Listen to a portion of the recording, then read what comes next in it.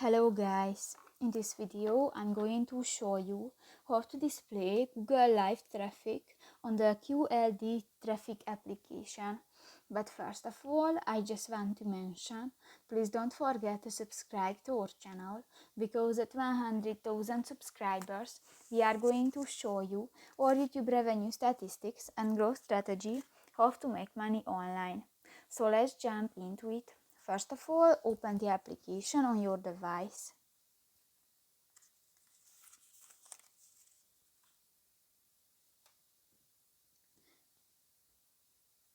Click to the settings icon at the upper left corner of the screen.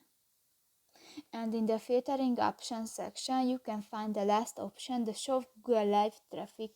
And if you want to display, just click to the next white circle and done. So that's pretty much it for this video, guys. See you in the next one. Bye bye.